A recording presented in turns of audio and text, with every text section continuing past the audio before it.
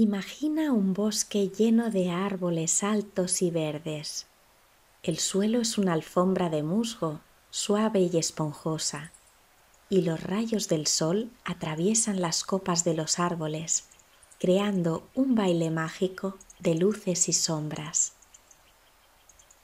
Respiras y sientes el olor fresco de la naturaleza, la tierra mojada y las flores.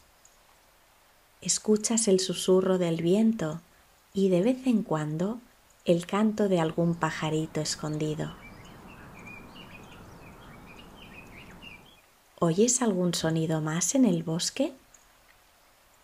Todo a tu alrededor es tranquilo y silencioso, como si este bosque fuera un lugar secreto pensado solo para ti. ¿Cómo te hace sentir este lugar? Sigue explorando el entorno y descubrirás un río. El agua se mueve suavemente y brilla de una forma muy especial, como si guardara luces mágicas dentro de ella.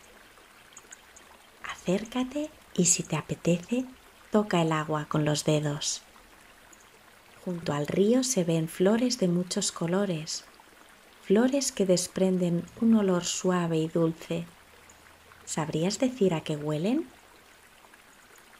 Quizás a algo que te gusta mucho, como el caramelo o el chocolate. ¿Te gustaría seguir el curso del río y ver hacia dónde te lleva? Ahora puedes tumbarte en la hierba y seguir escuchando los sonidos del bosque.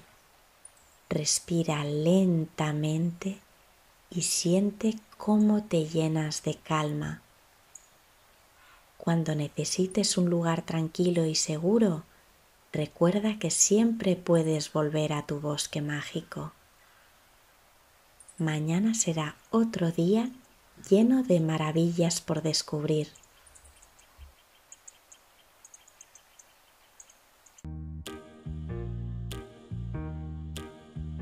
Pa' mi Pipo es un monito, gracioso y pequeñito. Pa' mi Pipo es un monito, movido y juguetón.